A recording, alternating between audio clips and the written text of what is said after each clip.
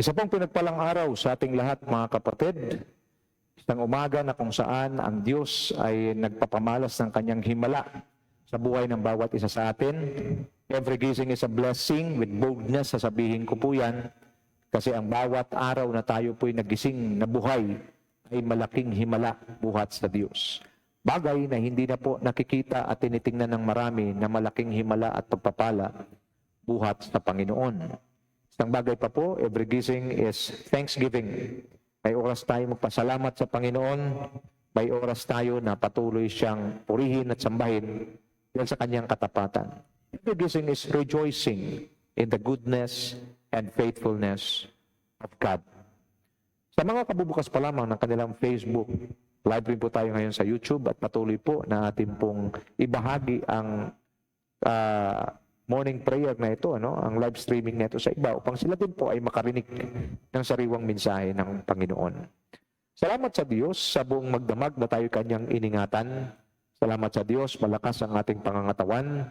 Salamat sa Panginoon na kahit merong karamdaman, siya po ang ating dakilang manggagamot at binigyan tayo ng kagalingan. Salamat sa Diyos dahil kahit tayo po ay mayroong pong kakulangan, patunay po ang kanyang katapatan na tayo po ay kanyang pinoprovide sa lahat ng ating pangailangan at nakasurvive po tayo hanggang ngayon. Sometimes, inalaw ng Panginoon na tayo po ay makaranas ng kakapusan upang ma-realize natin na siya ang ating kasapatan. Sometimes, inalaw ng Diyos makaranas tayo ng karamdaman upang ma-realize natin na siya ang ating kagalingan. Sometimes, pinaranas ng Panginoon na tayo po ay makaranas ng pagkatalo upang mapatunayan natin na siya ang ating katagumpayan.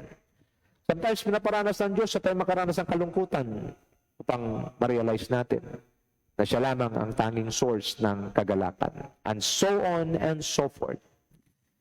Bawat pangyayari sa buhay natin, lagi nating tandaan, walang pagsubok na dumating sa buhay natin na hindi natin kaya at hindi pinahintulot ng Diyos. Lahat ng pagsubok dumarating sa ating buhay, kayang-kaya po nating lahat. Dahil sa ito'y pinahintulot ng Panginoon nang hindi po lalagpas sa ating kakayahan. Pagkos, kung mayroon mang pagsubok na matindi, tapat ang Diyos na tayo'y tulungan at bigyan ng lakas upang mapagtagumpayan ang mga pagsubok sa buhay na ito. Ano man ang inyong kinakaharap sa ngayon, maaaring kayo po'y nakarinig sa akin ngayon, at kung mayroon kayong kinakaharap na pagsubok sa inyong buhay, na sa palagay ninyo, wala ng pag-asa. Pagsubok na sa palagay ninyo, mukhang hindi na kayo nakakabanaag ng liwanag. Pagsubok na kung saan, sa palagay ninyo, napakabigat para dalhin at pasanin. Tandaan natin, may panawagan ng Diyos sa bawat isa sa atin. Lumapit kayo sa akin lahat ng napapagal at nabibigat ang lubha. Okay? At kayo ay bibigyan ko ng kapahingahan. At ito po ang pangako ng Diyos na dapat tumimo sa bawat puso't isipan, sa kaluluwa ng bawat isa, na mayroong Diyos na handang tumulong, magbigay ng kapahingahan, magbigay ng kalakasan at pag-asa sa bawat isa na handang manalig, umasa at lumapit sa Kanya. Sa araw na ito, mga kapatid, salamat sa Panginoon dahil sa Kanyang mga salita, tayo po ay nabigyan ng liwanag at gabay upang patuloy na lumapit at dumulog sa Kanya. Because I strongly believe that God is our creator. Baga pa sa isang sasakyan, siya po ang manufacturer, tayo po ang mga produkto. Ang manufacturer ng sasakyan ay alam niya ang lahat ng patungkol sa kanyang produkto. Kung sakali man ang produkto ay magkaroon ng diferensya, kayang-kaya ng manufacturer na i-restore siya sa kanyang original na pagkalikha para mapakinabangan at magiging epektibo na produkto para mapakinabangan ng sino mang gumagamit nito. Ganon din sa buhay natin. Maybe mayroon tayong mga wrong decisions, wrong actions or reactions na nagdadala sa atin sa kalalagayang anong meron tayo ngayon. Ang mga paghihirap po ay merong iba't ibang sources pwedeng kagagawa ng iba. Kung ito po ay kagagawa ng iba at wala kang kinalaman, kundi sumunod ka lang sa Panginoon, congratulations. Because God is allowing you to go through difficulties that will lead to your breakthrough. Isa pang source ng kahirapan ay yung ating maling desisyon. Maling pagpili at maling desisyon. Kung ito man ang naging resulta, at dahil ito'y pagkakamali, magdadala ito ng consequence na magresulta sa ating paghihirap. But, I want you to understand, if you're willing to come to God, then the Lord will empower you. He will release His grace upon your life so that you will be able to overcome. And ang tanging pakinabang lang ng mga maling pagpili at desisyon na nagawa tayo, ito'y walang iba kundi matutunan ang leksyon o lessons sa likod ng lahat ng ito. At kung sakali man na ito'y bumalik at dumating muli, we have now the lessons never to do it again. Instead, choose God more than the things of this world.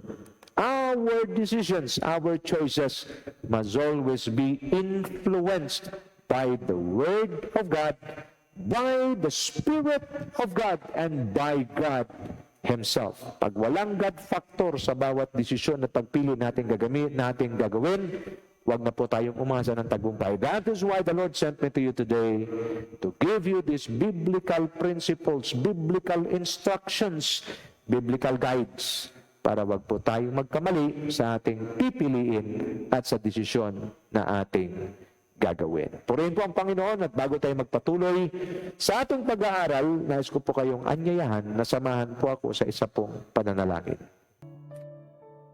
Panginoon, maraming salamat po sa panibagong buhay, lakas na inyo pong ipinagkaloob sa amin. Salamat po sa inyong pag-iingat sa amin sa buong damag, na kung saan ang mahimbing na pagtulog na siyang nagre-restore, nagpapanumbalik ng aming lakas ang siya naming naranasan sa mga oras na ito. Salamat po sa pagpili ninyo sa amin upang magkaroon ng buhay na mabunga at ang aming bunga ay mananatili upang ito rin ay mapakinabangan ng aming kapwa-tao. Salamat po sa oras ng kagipitan, kayo po ay naroon para kami ay bigyan ng kalayaan. Salamat din po na sa oras ng panghihina, kayo po ang aming kalakasan. Salamat po na kami ay inyong pinili upang inyong magiging lingkod. Maglingkod sa inyo at maging instrumento para dalhin ng iba kay Kristo at ipahayag ang kabutihan, katapatan ng Diyos sa pamamagitan ng aming mga buhay. Salamat din po sa patuloy na pag-provide sa lahat ng aming pangailangan sa bawat araw. Hindi po kayo nagkukulang, bagkus masagana ang iyong habag at biyaya sa buhay ng bawat isa. Salamat din po sa aming mga pamilya na patuloy ninyong iniingatan, sinasamahan sa bawat araw. Salamat po sa himala ng buhay na taglay namin sa mga sandaling ito. Turuan niyo po kami na patuloy na tingnan ang mahahalagang kilos at galaw ninyo sa aming buhay. Sa halip na kami ay magtuon ng aming kaisipan sa mga bagay na pansamantala na nasa sanlibutan, patuloy naming ipagdiwang ang inyong katapatan, ang buhay na walang hanggan, ang pagpili ninyo sa amin bilang maging kabilang sa inyong kaharian bilang anak ng Diyos, ang walang hanggang buhay na kung saan siya naming inaasahan at siya naming katangi-tanging pag-asa. Isang araw, lilisanin namin ang sanlibutang ito at kami ay sasama sa iyo magpakailanman sa kalangitan upang magharing kasama ninyo. Panginoon, salamat dahil kayo'y Diyos na tapat. Kayo'y Diyos na tumutupad sa inyong mga pangako at anuman ang inyong sinasabi, ito'y inyong ginagawa. Salamat po. At dahil naranasan namin sa bawat segundo, bawat minuto, oras at araw ng aming buhay, ang inyong presensya, ang inyong pagkilos ay palaging sariwa, ang iyong pag-ibig ay sariwa, at ang inyong katapatan ay tapat at sariwa bawat umaga. Hayaan niyo po, Panginoon, na aming batbatin, isa-isahin ang inyong kabutihan sa aming mga buhay. Salamat po sa aming buhay, sa aming mata na nakakita pa, sa tenga na nakakarinig pa, sa bibig na nakakapagsalita pa, sa ilong na nakakaamoy pa, at lahat ng bahagi ng aming buhay na nagsa-function pa ng maayos. Panginoon, maraming salamat po. Higit sa lahat, hindi kami magsasawang magpasalamat sa inyo dahil kami ay pinili ninyo, binigyan ng pagkakataon na maglingkod sa inyo. Panginoon, patuloy niyo po kaming bigyan ng lakas. Patuloy niyo po kaming bigyan ng pagnanasa, apoy sa aming puso't isipan, lalo na sa aming espiritu. Maging tapat sa inyo sa lahat ng aspeto ng aming buhay upang mabigyan namin kayo ng karangalan. Bigyan namin kayo ng kaluwalhatian higit sa lahat ng kaluguran dahil ito po ang nararapat para sa inyo bilang aming Panginoon, tagapaglikha, Hari at tagapagligtas. Maraming salamat po at dalangin namin sa mga sandaling ito. Patuloy niyo pong pagalingin ang lahat ng may karamdaman. Ang iyong himala, ang himala ng kagalingan ay dumaloy sa buhay ng bawat isang mayroong karamdaman, pisikal man o espiritual. Sa mga sandaling ito, mga kapatid, tanggapin ninyo sa pangalan ng Panginoong Hesukristo ang inyong himala ng kagalingan. Dalangin din po namin ang masaganang pagpapala buhat sa inyo, lalong-lalo na sa mga humihiling at nangangailangan nito. Mula sa inyong mga lingkod, sa kanilang pamilya at bawat kongregasyon na kanilang pinapangunahan. Ang masaganang biyaya at pagpapala'y dumaloy nawa sa buhay ng bawat isa sa amin.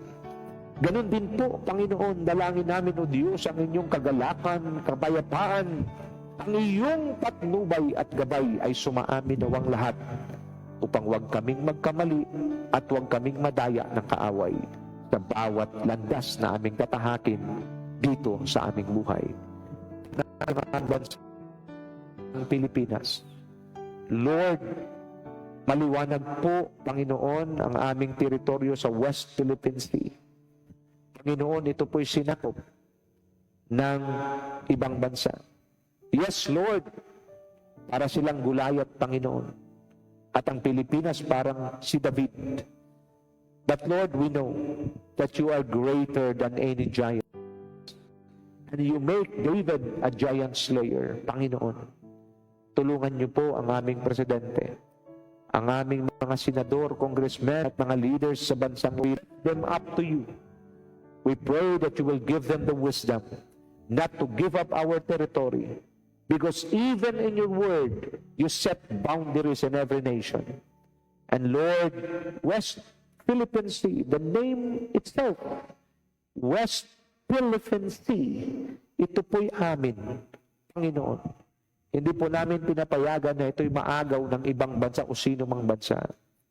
Ang aming dalangin, Panginoon, is your divine intervention. That this territory belongs to the Philippines. Lord, kung mayroon mang pambubuli na ginawa sa amin, Lord, we believe, nakailang basa na po kami at nakailang kwento na po kami nabasa sa Bible. Madalas nabubuli ang iyong bayan. Subalit sa oras na kayo ay kumilos na, lahat ng kaaway ay nagapi at lahat ng kaaway ay umaalis sa teritoryo ng inyong bayan. Panginoon, maganap nawa ito sa bansang Pilipinas, laban sa mga bansa na ibig manakop sa aming teritoryo. Lord, we condemn the spirit of corruption. We condemn the spirit of rebellion. We condemn the spirit of idolatry in our nation. And we pray that the Church of God will arise. And those churches, those people, Lord God, who are not mindful of your agenda, of the agenda of the kingdom, Lord God, they will be abased, and Lord, those who are advancing your kingdom in an accurate manner, they will arise and they will take the lead to invade this nation, the Philippines, with the kingdom principles, with the kingdom order, and the word of God will be on top of this nation, and no enemies, no works of the enemy shall prosper against our nation. Maraming salamat po. At dalangin namin, Lord, the unity of the body of Christ. Sino man ang source, Panginoon, para sa division, sa pagkakaisa ng body of Christ, Lord, they will be removed, Father God, in that position. And Lord, let that true man of God or men of God arise and take the lead for the transformation of our nation. Maraming salamat po. I pray na ang mga mananampalataya, ang mga lingkod ninyo na mayroong tunay, genuine ang desire para iahon ang bansang ito, Panginoon, sa kapahamakan, iahon ang bansang ito, Panginoon, sa kasalanan. Lord, ay sila'y mag-a-arise at magtitake ng lead para sa transformation ng aming nation. Salamat po, and Lord, let the Philippines become a launching pad of missionaries to all nations of the world, so that the people on those nations, Lord God, may know that Jesus Christ is Lord, and every knee shall bow, every tongue confess that Jesus Christ is Lord, to the glory of God our Father. Lord God, we also pray for our land, our seas, Lord, that they will become fertile, it will become fruitful. Lord, yung mga yamang dagat namin ay lalong mag-uumapaw. Lord, yung aming mga lupain ay magiging mabunga, magiging fertile, at mag-produce ng maraming bunga. Lord, pinipredict po next year na magkaroon ng El Nino. Father God, in the name of Jesus, we declare and we pray that it will not affect our nation, it will not affect our land. Rather, Father God, there will be a constant rain. Kahit na mayroong El Nino, Panginoon, mayroong pong pagbagsak ng ulan para diligan ang aming mga pananim. Salamat po, and I pray, Lord God, that the church will be bold enough to advance the kingdom.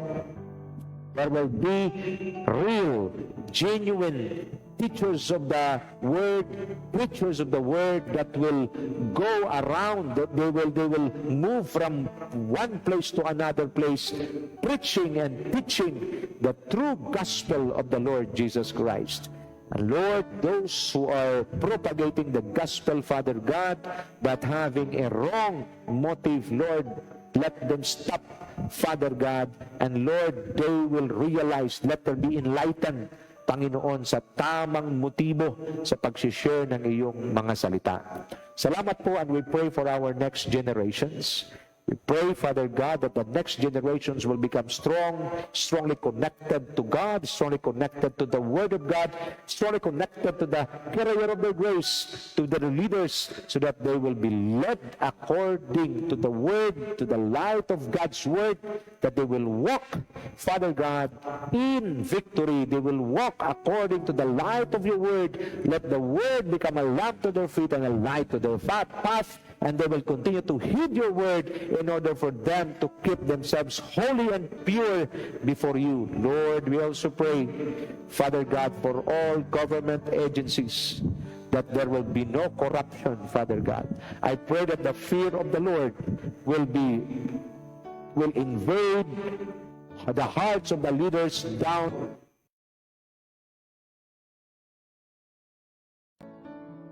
na ma-scattered, Panginoon, in different domain, Father God. I pray that we will influence every domain, Panginoon, na pinaglalagyan ninyo sa bawat isa sa amin. And Lord, we will carry, Father God, the word of life. We will carry, Father God, the message that will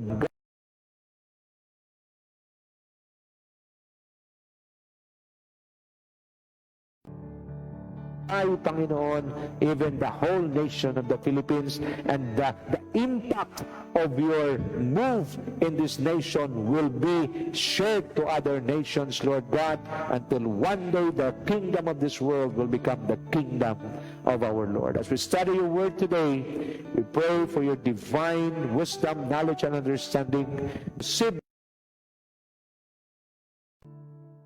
The interpretation of your word, it will not just build us, it will not just bless us, but it will transform us because we believe that our lives are transformed. It will be a powerful testimony to the community and to all people. Thank you, God, Holy Spirit, from the beginning until the end of our study. Continue to speak to us in a very powerful way. Receive your blessings today. Receive your healing. Receive your miracle. Receive and believe our declaration. Our prayers today are being answered by God in heaven, and it will come to pass, and we will see the power and the revelations and the manifestation of God's goodness and faithfulness over our lives and over this nation, the Philippines. In the name of Jesus, amen and amen and amen. Kung kayo po ay nananalangin kasama namin na kisa, atin pong tanggapin na at atin pong i-claim ang pagbabago ng ating bansa, ang paghahari ng Diyos ng Panginoong Jesucristo sa ating bansa, at makikita natin ang next generation very powerful, advancing the kingdom of God. Salamat po sa Panginoon, at sa araw na ito, welcome po muli sa ating morning prayer, at napakasarap simulan ng araw na manalangin sa Diyos, sumamba sa Diyos, magpuri sa Diyos. Napakainam na magsimula. God is the right starting point. Kung kayo po nakikinig sa ngayon, ang inyong buhay ay hindi nyo na po makontrol. Ang sitwasyon are beyond your control, and you do not know what to do, when to begin, when to start. You're in the middle. Some of you are now in trouble. Just relax. Go back to the right starting point. And I want to give this good news to you today. That is the right starting.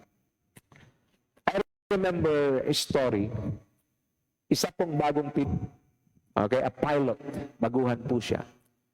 Una, siya po ang kapitan. Isa pong bihasa, experienced pilot. To observe. And then dumating na po yung araw na siya na lang po ang magpapalipad ng aeroplano. At bago siya sumampa doon sa aeroplano, siya po'y binigyan ng instruction ng kanyang senior officer. At ang sabi, okay, listen carefully sa aking instruction. Doon ako sa tower, okay, magbibigay ng instruction sa iyo. So ako'y naniniwala na naituro ko na sa iyo lahat. So sa oras na ikaw ay lilipad na, ikaw ay aking bibigyan ng instruction at gabay, doon sa tower. So listen carefully to what I say. So clear po ang kanilang usapan. So dumating na nga ang panahon na siya po'y nagpapalipad at napalipad niya naman yung eroplano. Subalit na siya nasa itaas na, dumating ang punto na nag-struggle siya doon sa manibela nito. At siya po ay tumawag ng tulong doon sa kanyang kapitan sa tower, at ang sabi niya, out of control, hindi ko siya makontrol. Masyadong magalaw at hindi ko na makontrol ang aking paglipad. So pilit niyang kinokontrol yung manibela at kinokontrol niyang paglipad ng eroplano. Subalit talagang napalakas nito, hindi niya na makontrol. So tumawag siya sa tower, midday. Okay, the plane is out of control. And then ang kapitan na relax na nagsabi sa kanya, bitawan mo. Okay, let go. Okay, doon sa manibela, bitawan mo. Lalong kinabahan yung batang piloto. Kung nahirapan na siyang kontrolin ito, bibitawan pa kaya? But because meron lang kasunduan, at ang sabi ng kapitan, kung nagkitiwala ka sa akin, bitawan mo ang manibela. At ito'y kusang mag-neutralize. So wala na siyang choice, binitawan niya ito. And true enough, okay, biglang nag-neutralize ang eroplano. Bakit? Kasi the more na siya nag-struggle, the more na hindi niya nakokontrol ang eroplano. Mga kapatid, may mga pagkakataon sa buhay natin na pilit natin kinokontrol ang mga sitwasyon sa ating buhay. To the extent na tayo na po ang nag-i-struggle, nakikipaglaban sa hamon sa buhay. Simple lang po ang sinasabi ng Diyos sa bawat isa sa atin. Bitawan mo, anak, hayaan mo na ako ang mag-control sa sitwasyon na kinalalagyan mo ngayon. Kung ang salitang ito at ang kapahayagang ito ng Diyos ay para sa iyo, it's now time to let go and let God take over. Let go of your situation. Let go of your struggles. Let go of your problem. And let God take over. Because God wants us to have rest. And God wants us to move forward. Pag tayo nag-struggle, tayo po ang nag-handle at pilit nating inaayos ang sitwasyon sa buhay natin, even though it's beyond our control, it causes us delay to move forward to reach our God-given destiny. The Lord is telling you today, let go of your weaknesses, of your problem, of your situation. Let God take over so that you can move forward in life towards your God-given destiny. That's the word of God for all of us today. So kung kayo po ang tinutukoy ng Panginoon, biyaya po ito sa inyo ng Diyos sa araw na ito. Salamat po at magpatuloy po tayo sa ating series, Understanding the Essence of Prayer and Worship, to receive empowerment in the Spirit. Worship and prayer are keys for us to receive the empowerment in the Spirit. Zechariah 4:6 it says, not by might, nor by power, but by my Spirit, says the Lord. Okay, so as we begin, I would like to quote a scripture. Biblical truth. Our lives, our Christian walk must be founded on biblical truth. Because I believe the Word of God is an unshakable ground. Anyone or any believer or a person who stands in the Word of God, he or she is standing on a solid ground. Remember that shaking may happen anytime. But a person who stands in an unshakable ground, the Word of God, can never be shaken. Heaven and earth will pass away, said Jesus, but my word will not pass away. Which ground are you standing right at this very moment? Are you standing the promises of man? Remember, man's word cannot hold us during troubled times. But God's word is able to hold us, to stable us, to contain us, so that we can never be shaken. Matthew 6:9-10. This then is how you should pray. Our Father in heaven, hallowed be your name. Your kingdom come. Your will be done on earth as it is in heaven. God wants His will in heaven to be done on earth. That is why we can taste heaven on earth. Maraming tao po ang umangasa na makakaranas lamang sila ng magandang buhay pag sila'y naroon na sa langit. You don't need to die to experience heaven. Because in God's or in the Lord's Prayer, the Lord clearly states that His will be done on earth as it is in heaven. God wants us to taste heaven on earth. Ulitin ko, God wants us to taste heaven on earth. That is why it is very important to know the Word of God.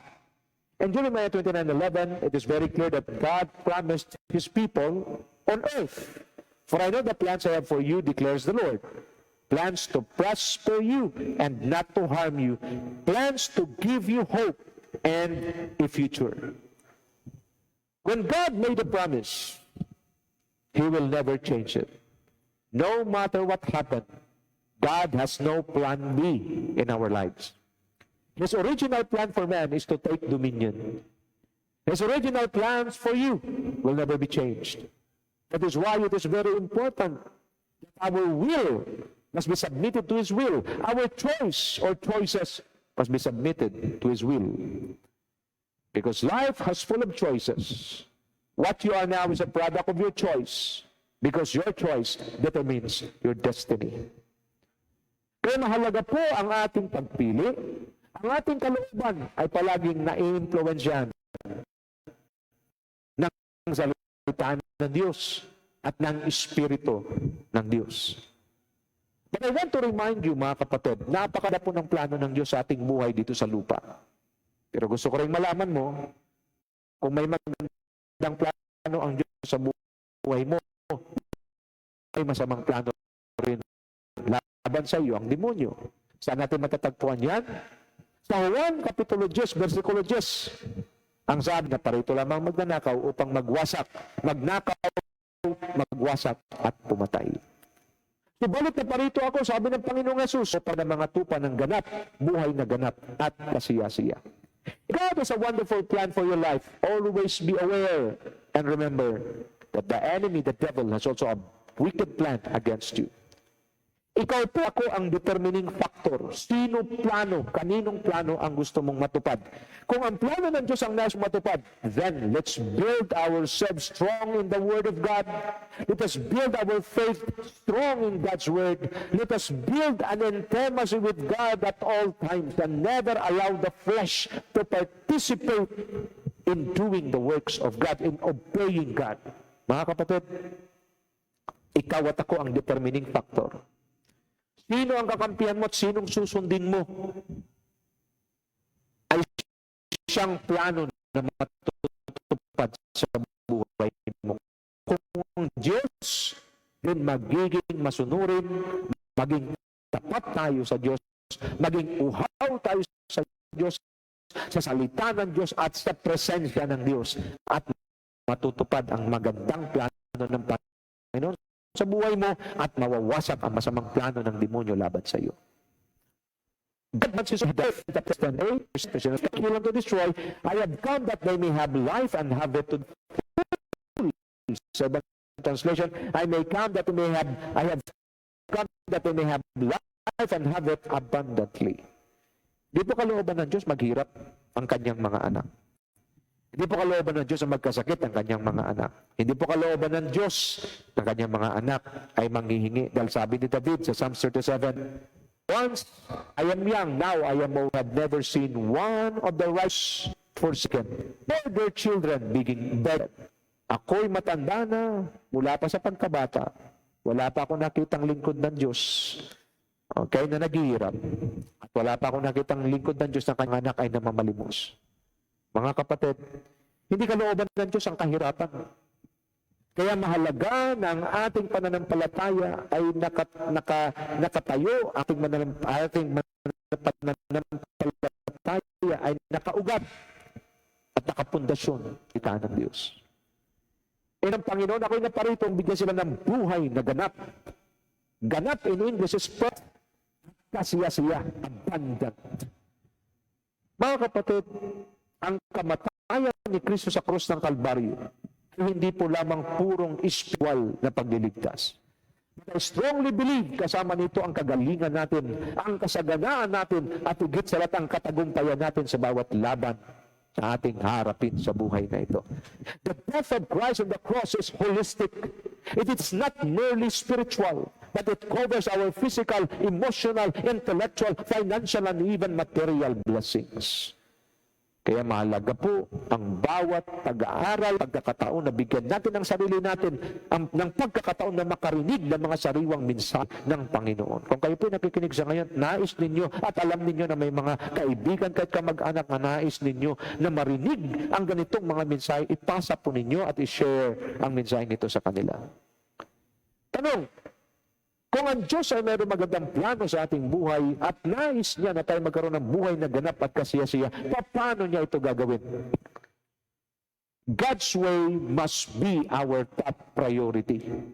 Zechariah 4:6, it says, so he said to me, this is the word of the Lord to Zerubbabel, not by might, nor by power, but by my spirit, says the Lord Almighty. Ang labanan sa pamumuhay na nananampalataya ay dapat ma-realize ng bawat believers of Christ na ito po ay nagaganap sa spiritual. We are not fighting against flesh and blood, but we are fighting against evil spirits. That is why nilinaw ng Panginoon, not by might, nor by power, not by your intellect, not by your abilities, not by your achievements, but by my Spirit, says the Lord. That is why, clear as crystal, nung tinanggap natin ng Panginoong Yesus, ang unang inilagay ng Diyos at diniposito sa atin ay walang iba kundi ang kanyang banal na Espiritu. Why? Because God knows that we're not fighting against flesh and blood. That we're fighting against spirit. In order for us to defeat evil spirits, we need the power from God, Holy Spirit, who is God Himself. Because if we are being empowered by God, Holy Spirit, then we can easily defeat our enemies, the evil spirits. Mga kapatid, clear as crystal po ba ito? And most of the time, hindi natin nare-recognize that the power of God inside us, God, Holy Spirit inside us, is the power of God, the wisdom of God, the truth of God, lives inside us. Di natin madalas nare-realize. Why? Because we dwell so much on our limited wisdom. That is why most of the time, instead of victory, many believers become victims instead of becoming victors. But today, the Lord is good. He has given us these wonderful revelations that every time the enemy launches his attacks against us, we are more than conquerors in Christ Jesus. We need to fight the enemy. We need to defeat the enemy in the name of Jesus and by the power of God, Holy Spirit. Because greater is He in us than the devil who is in the world. You shall know the truth, and the truth will set you free. If you're sick right now, let the healing power of God flow powerfully in your life. If you're in need today, let the blessings of the Lord, the earth is the Lord's and the fullness thereof. The Lord will going to provide all your needs by hook or by crook. The Lord will release the blessings of God to you right now in this very moment in the name of Jesus. Receive your portion. You're a son of God. You're a daughter of the living God. Receive your portion. I just see a person, you're sick. And you're afraid, akala mo COVID yung karanasan mo. The Lord is healing you right now. Receive it in the name of Jesus. You're sick of cancer. The Lord is just healing that cancer right now in your body. He's healing you right now. So if you get healed right now, then proclaim the healing power of God in your life. This is how powerful our God is. Okay? So we can only win the battle by the Spirit of God. God's way is through His Spirit. Pag hindi po nag-i-empower sa atin ng God, Holy Spirit, at hindi po natin nire-recognize ang kapangyarihan ng banal na Espiritu na nasa atin, at hindi po tayo lumalakad sa gabay ng banal na Espiritu, then we are walking and heading towards defeat. Let me repeat. The Lord God Almighty clearly stated in His Word, not by might, nor by power, but by my Spirit, says the Lord. We cannot rely on our earthly wisdom. We cannot rely on our earthly power and ability, because it is no match against the enemy who are spirits. We need the Spirit, the Holy Spirit's power to empower us, to strengthen us. Because greater is He, God, Holy Spirit, in us than the devil who is in the world. The moment na ma-discover natin ang mga katotohanan ito, tapos na ang pandarayan ng demonyo sa buhay mo, tapos na rin ang mga masasamang gawa at balak ng diablo sa buhay mo. Bakit? Because the Holy Spirit is now taking charge, and we can easily demolish all the works of the enemy of our lives, and beginning today, no weapons formed against us shall prosper. All are destroyed already, and we become untouchable, immovable, unstoppable, and powerful, doing the works of God, advancing the kingdom of God on earth forcefully. Hallelujah. Palapakan natin ang Panginoon. God's way is through His Spirit. Di ba sa inyo nakikinig sa ngayon, meron kayong mga transactions, nabibitin? The Lord is just telling you today, He is now pushing the go button. Get ready, because transactions are now get loose. Okay? And it will be that the go button was pressed by the Lord in the Spirit. So get ready to receive Okay, many opportunities, yung mga transaction na nakabinbin are now being released by God. Get ready because you will be overwhelmed sa mga released na yan. Purihin ang Panginoon. Why? Why God's ways is in the Spirit? Because we are fighting spirits, not men. Ephesians 6:10-12, finally, be strong in the Lord and in His mighty power. Put on the full armor of God so that you can take your stand against the devil's schemes. For our struggle is not against flesh and blood, but against the rulers, against the authorities, against the powers of this dark world, and against the spiritual forces of evil in the heavenly realms. Mga kapatid, I want you to understand, we're not fighting against people. We're not fighting against anyone. We're fighting against spirits. If people attack you, there are spirits behind them.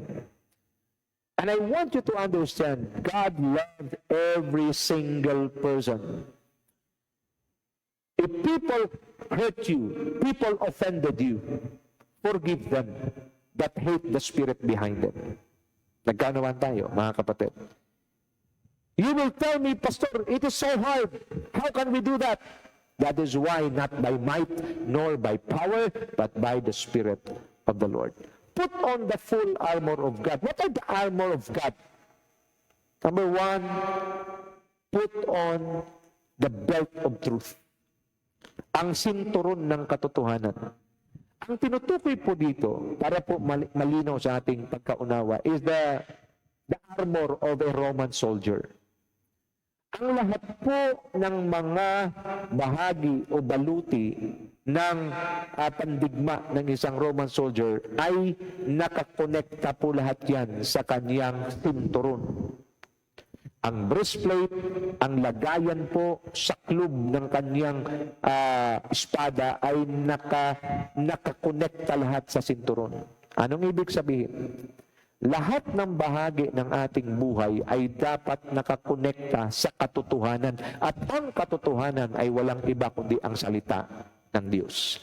Ano man sa buhay natin ang dumating, mabuti man ito o hindi, palagi nating ikonsulta, palagi nating ikonekta sa sinasabi ng salita ng Diyos. At kung ano ang sinasabi ng salita ng Diyos, kahit na sa tingin ng mundo, sa tingin ng iba, wala ng pag-asa, pero ang sabi ng salita ng Diyos, walang imposible sa Diyos at walang mahirap para sa Diyos. Yun po ang paniwalaan natin. At yun ang palagi nating isinturon sa ating buhay, ang katotohanan.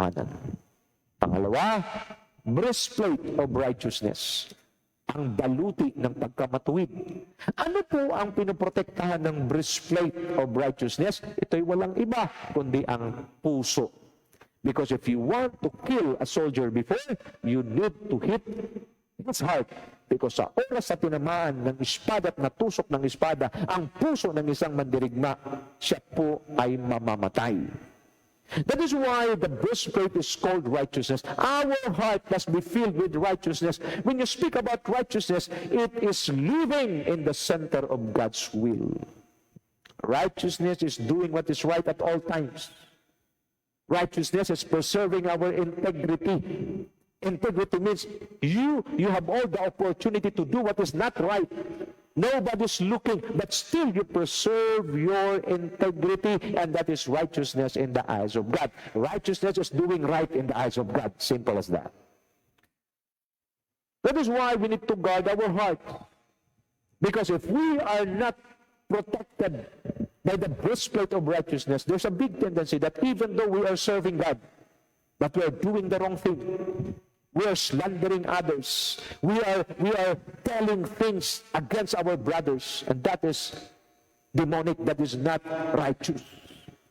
This is why preserve our heart, protect our heart with the breastplate of righteousness. Kaya anything that will enter our hearts, anything that our hearts desires, it should be in line or aligned to the righteousness of God.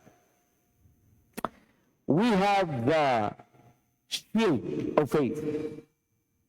Shield, ang sabi ng Bible, in order for you to extinguish the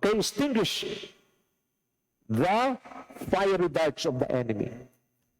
Before po pala, ang shield ng Roman soldiers, ito po'y binababad nila sa alkitran. Okay? At pag sila po'y umaatake, meron po silang form na ginagawa na sila po'y nag-iikot at nagpapabilog.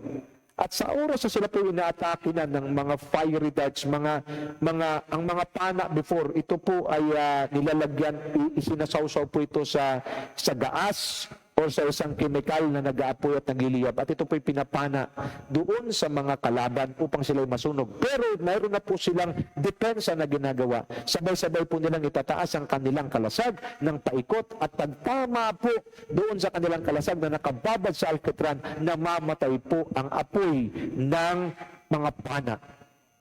Malinaw po, mga kapatid. Pag ang ating pananampalataya na siyang sanggalang natin laban sa mga nagliliyab na apoy ng demonyo, nagliliyab na apoy ni Satanas na puro panghihina ang ginagawa sa atin, inaalis at ninanakaw ang ating pag-asa, pero pag ang pananampalataya natin ay palaging nakababad sa salita ng Diyos, ang salita ng Diyos, ang siyang pumupugnaw, ang siyang pumapatay sa nag-aapoy na kasinungalingan ng demonyo. Binababad nila ito sa alkitran. Ang simbolo niyan sa spiritual, ang pananampalataya dapat natin ay nakababad palagi sa salita ng Diyos, because faith comes by hearing and hearing the word of God. Palakas ng palakas ang ating pananampalataya, nakababad sa salita ng Diyos, na tuwing tumatama ang nag-aapoy na atake ng Satanas, ang nag-aapoy na palaso ni Satanas, ito'y namamatay at hindi nakakaabot sa atin. Nagkaunawaan po tayo. At ang kasunod is the sandal or the gospel, the sandals or the gospel of the sandals of the gospel. Alam niyo po, ang sandals ng mga Romano, lalo na ng mga warrior, ito po'y mayroong spike. Mayroon pong spike. Bakit? Because before, ang labanan po ay palakasan. Na kung ang iyong sandals ay wala po itong spike, uso po ang tulakan noon. Tibayan no. Sa oras na ikaw ay matumba dahil walang spike ang sandals mo, ikaw ay natumba, ikaw po ay tagilid na or dehado na sa laban at madali kang mapatay ng iyong kalaban. Ano po ang ibig sabihin nito? Ang sabi ng Bible, sandals of preaching the gospel. Ang ibig sabihin po, dapat ang ating pangangaral ng salita ng Diyos ay hindi sugar-coated. Dapat ito po'y matalas. Just like Peter, when he preached the word of God, the people were cut to the heart. Hindi pa siya tapos mangaral. Ang sabi ng mga tao, ano po ang gagawin namin? A sugar-coated message will not lead people to repentance. But a sharp, strong, and offending messages will cut their heart and lead them to repentance. Let us preach the word without compromise. What the word of God says, it must be preached plain and sound. No sugarcoating, just to let the people enter into our churches. We are not leading people to our churches. We are leading people to God. And one way of leading people to God to have a genuine repentance is to preach to them the sharp and offending messages so that they will be cut to the heart and make a decision. Our messages should bring people to the valley of decision, that will make a decision whether they will obey God or disobey Him. Mga kapatid, dapat ready po tayo. Sukbit-sukbit po natin at dala-dala natin, suot natin ang sandals of preaching the gospel. In season or out of season, we are ready to present the gospel to them, a true and full gospel of God, no compromise. Rather, it will cut their heart so that they will be led to repentance. Oh, mga kapatid, what a revelation today. Another armor. Okay, part of the armor of God is the helmet of salvation. Bakit tinatawag na helmet of salvation? Ang pinoprotekta ng helmet ay yung ulo. Sa lahat ng bahagi ng tao, ang pinakamadugo pag tinamaan ay ulo. At madalas pag sa ulo tinatamaan ng isang mandirigma, malaki ang tsansa na siya po'y mamamatay agad. Kaya ang purpose, inilagay ang helmet. And the helmet in the Spirit was called the helmet of salvation. Why? Because your salvation in the Lord Jesus Christ will always be challenged by the devil. Kung talagang ligtas ka, ba't nagkakasala ka pa? Kung talagang ligtas ka, ba't ganyan pa rin ang buhay mo, hindi ka umasenso? Kung talagang ligtas ka, bakit hindi nangyayari ang mga sinasabi ng Bible sa'yo? Laging tandaan, if you put on the helmet of salvation, you are no longer dependent on your situations. You are no longer dependent on your circumstances. But you are dependent on the promises of God, whether God will move or not, whether God will bless us or not, whether God will heal us or not. One thing is for sure, you are saved, you have eternal life, you are a son, you are a daughter of the living God, and that is more than enough, more than healing, more than miracles, more than blessings, because God is more than enough for us. Helmet of salvation. I hope and pray that today you are being, your mind, your spiritual eyes see what God wants you to see. Your ears, spiritual ears, hear what God wants you to hear. And your mind understand what God wants you to understand. Last but not the least, our offensive weapon is none other than our sword. And the sword was called the Word of God. Sword in the Spirit is none other than the Word of God. That is why wala tayong tigil sa kakapreach, kakaturo ng salita ng Diyos. At wag na wag nating pagsawaan na hasain ang ating espada sa Espiritu. Pag sinasabing hasain ang ating espada sa Espiritu, patuloy tayong natuto in an increasing measure. Continue to learn. Because if you continue learning, you're continuously growing. And if you're continuously growing, then you are sharpening your sword, so that the moment the enemy will attack, then you can cut him into pieces. Oh, my friends. People who are sharp in the Word of God, they are dangerous against the enemy. That is why si Kristo, nung siya'y tinent ni Satanas sa wilderness, if you are the Son of God, turn this stone into bread. It is written, man shall not live by bread alone, but by every word that proceeds out from the mouth of God. If you are the Son of God, it is written that if you will jump, He will send His angels to take charge over you.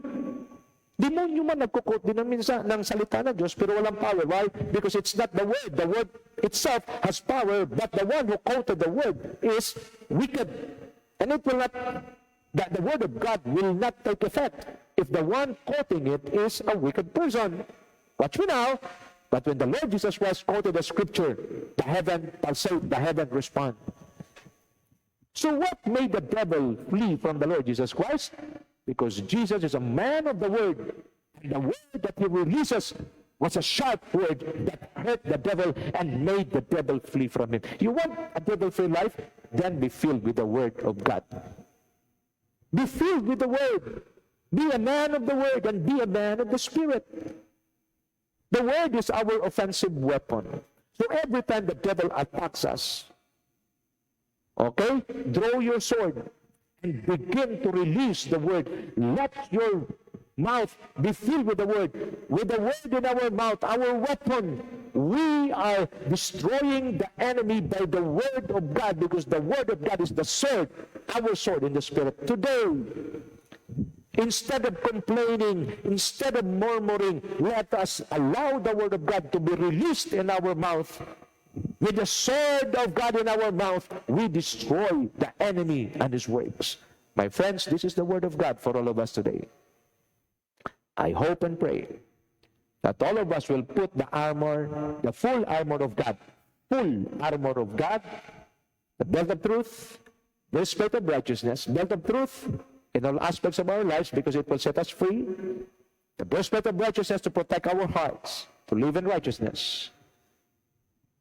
The shield of faith that will extinguish all the works, all the fiery darts of the enemy. Mamamatay at hindi makakaubro sa atin.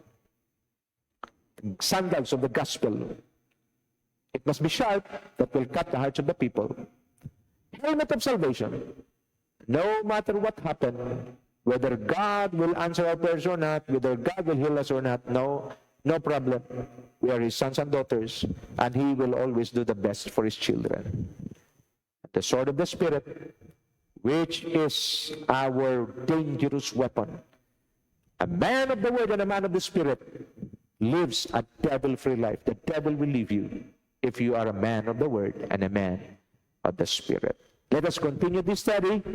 Let us study the pattern, God's pattern. So na-discuss na natin ang biblical truth, na-discuss na natin ang ways of God. This time, we will discuss next Saturday, God's pattern. Huwag po kayong mawala because napakahalaga ng pag-aaral na ito. Kung kayo po ay napagpala sa salita ng Diyos na yung narinig sa araw na ito, ibahagi po ninyo sa iba at i-encourage ninyo sila na patuloy na makinig upang sila man ay mapagpala rin at mapagtibay para maranasan ang langit dito sa lupa. Kung mayroon kayong mga prayer request, huwag po kayong magdalawang isip, kundi ipadala po ninyo sa Ambassadors for Christ Church International FB page at maging sa aking may bahay, Cora Bombales Rama, at kami po'y nagagalak na kayo po'y ipagpanalangin. Meron pa tayong pinapanalangin dito bilang patotoo na comatose na po at hindi na po siya nag-response. Pero nung ating pinapanalangin dito sa ating programa sa morning prayer, siya po ngayon ay buhay na at nagpapasalamat na rin po at nagpupuri sa Panginoon. God is a God of miracle. So keep on praying. Keep on drawing near to God because if we draw near to Him, He will draw near to us. This is the word of the Lord for all of us today. And I pray that the Lord will open the heavens for all of us the whole day, so that wherever we go, whatever we do, the Lord be with us, and the Lord will bless the works of our hands. Jesus is coming soon. Let us prepare our lives, put on the full armor of God, live a devil-free life, and the devil will flee the moment we are sharp and strong in the Word and in the Spirit. This is my prayer in the almighty name of our Lord and Savior Jesus Christ. Amen and amen and amen. Your table will never run out of food. There will always be abundant food at your table, so that you will be a blessing to others. Wherever you go, the Lord be with you. Whatever you do, the Lord bless you. In Jesus' name, amen and amen and amen. Shalom.